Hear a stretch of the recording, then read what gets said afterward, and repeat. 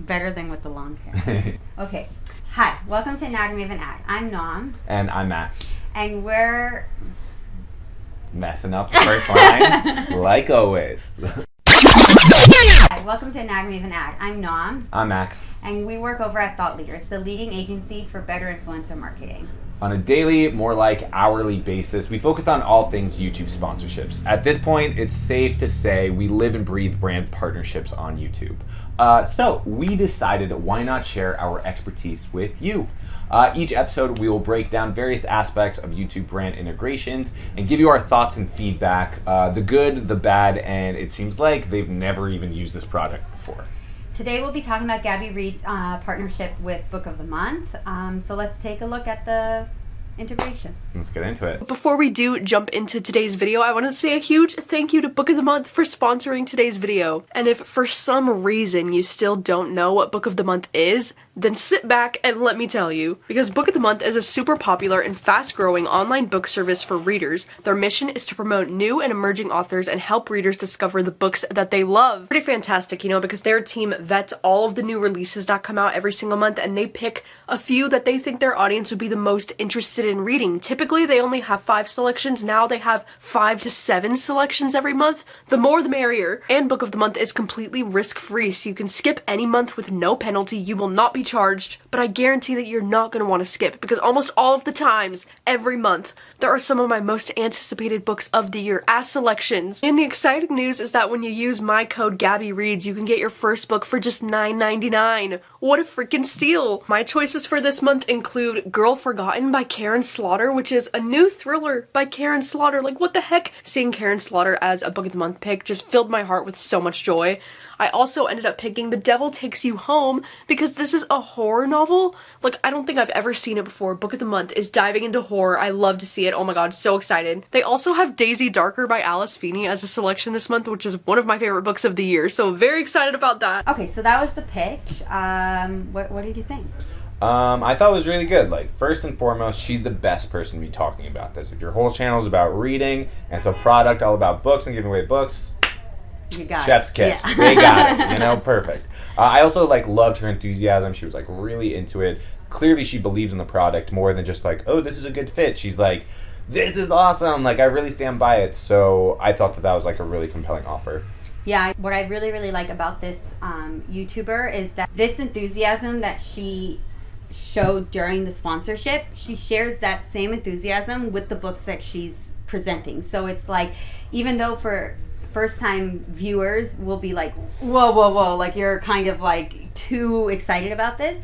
This is exactly her excitement level throughout all her videos. Mm-hmm. Okay, let's talk about the way that Book of the Month, their kind of partnership with creators. So their deal is that they send creators some of the books to kind of promote on the screen. Mm-hmm. And in the past, they sent all 5 to 7 selections to these booktubers, whether they wanted to read those books, whether they were relevant, because as you know, there's booktubers that are more into fantasy or more into mystery and less into romance or whatever.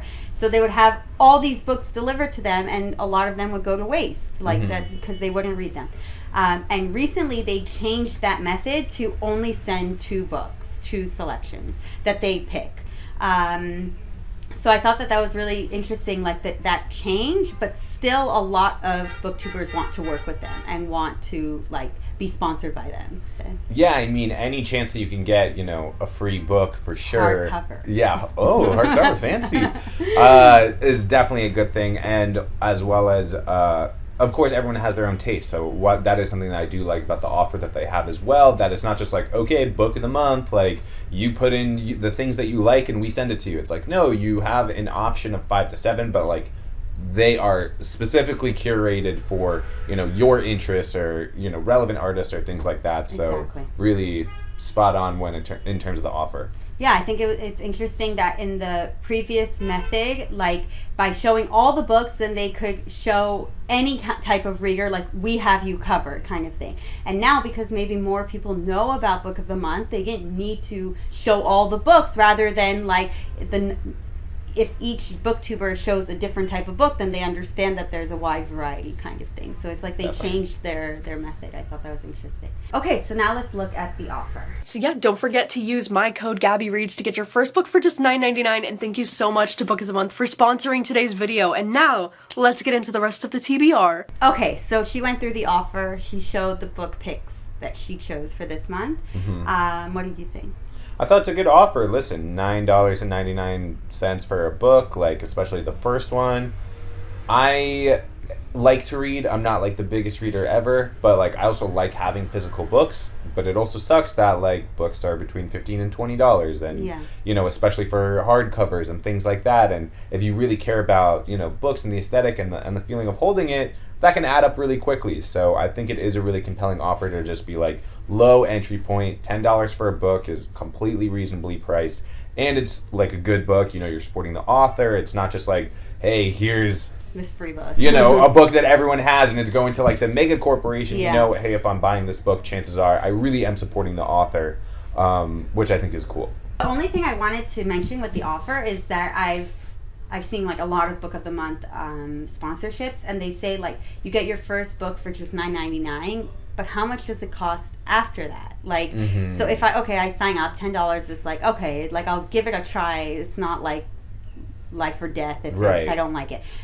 But then how much is it afterwards? How much am I going to have to pay? I think that's honestly a great point where especially, it is interesting that, I actually don't know the actual value of this, because all I know is that the first book is $9.99. I also don't know how long you have to sign up for, or, you know, commitment like that, which I would understand you don't want to put in all the fine details into it. But I do think having some sort of, hey, by the way, this is what the actual offer is, and not just what the first book is going to cost. I think that would also be good. One other thing that I did think was cool is in their actual offer, in the pitch, they ended up promoting another thing of theirs, which is their podcast. Also, if you haven't heard yet, Book of the Month recently just launched their podcast called Virtual Book Tour. And it's where 2 members of the Book of the Month editorial team interview authors about their books. And so you get inside the head of these authors. You get to learn more about their writing experience. And it's recorded live in front of a studio audience at Book of the Month headquarters in New York City. You can listen to the podcast now on Apple or Spotify. Which I also thought that was a really smart and unique way to do this, because not only is it, we want to get the name out for a podcast, maybe have a like alternative source of revenue that like people are listening to the podcast and we're making money that way, and, you know, helping to support the business, but it's also like hyper targeted by talking to people on her channel that are interested in reading and are already watching content about books, so then also promote your book podcast on there. I thought was really smart. You don't see that very often, like across other brands, that like even if they have a podcast, they keep it separate. Like this is what we say in the sponsorship of like on YouTube, and if on podcasts, then like we hope that people that like podcasts will come to us like via podcasts. But like having that like connection between them, like if someone enjoys Book of the Month, even if they like I've already signed up for Book of the Month, then like hearing about the podcast like all spikes their interest about something else that's related to the brand. I mean, it's really like a huge integrated marketing campaign of saying, okay, we're promoting our product and we're promoting it with YouTubers who are talking about our product, and then we're going to create content to talk about our product and also have other people maybe talk about our podcast, which is also promoting our product. So it's like, it really is full circle and really cool in the ways that... Because they're already reaching the audience that they're ideally wanting to also listen to the podcast. So exactly. Might as well. Yeah, and then maybe people will discover the podcast, not even know about the product, and then learn about the product from the podcast. So they really are attacking this from all angles, and I think the podcast and even pitching the podcast and the offer was really, really smart. Yeah, I agree. It will probably not come as a surprise that Book of the Month has sponsored Gabbyreads so many times. We have the evidence in the background. Yeah, as you can see. They've obviously sponsored a wide range of different readers, from romance readers to thrillers, such as Mel Reeves, Jack Edwards, Steph Bohr. And Gabbyreads has so many sponsorships. And it might be like a niche category on YouTube, like BookTube, even though it's growing and whatever. A lot of brands turn to her because I feel that because the booktube community is still a little bit smaller, the loyal audience really listen to her and really like take note of what she's saying. So she's been sponsored by Glasses USA, Skillshare, HelloFresh, Ana Luisa, and in each integration she like is so enthusiastic about it and so like shows why it really is working for her on her channel. Like Glasses USA, she's wearing glasses, it works. Like HelloFresh, oh, I'm reading, I don't have time to make food. So she's really good at sponsorships. Absolutely. And I think you really hit the nail on the head of saying like she just has such a dedicated audience that, you know, when you look at her channel, it's not like she's raking in hundreds of thousands of views, but the views that she is getting is people who are like genuine fans of her, supporters, people who really have, that she's built a strong following. Because if you're reading a lot, it's not like you're absorbing hours and hours of YouTube content also, because you're probably doing both, you know, it's one or the other or both. So pick your poison.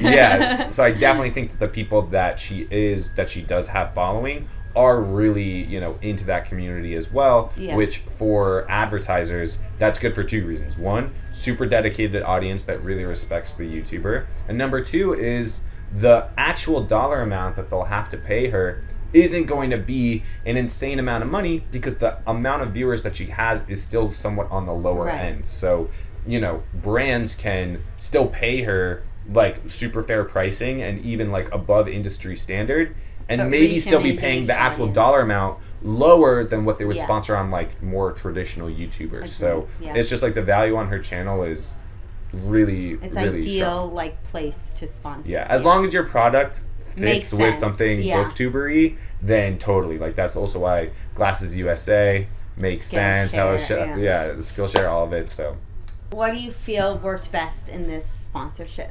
I think her enthusiasm, you know, I think that it really takes someone special to be so hyped up about books. And that's coming from someone whose mother is a librarian, but I can tell you, I do not get that excited about books.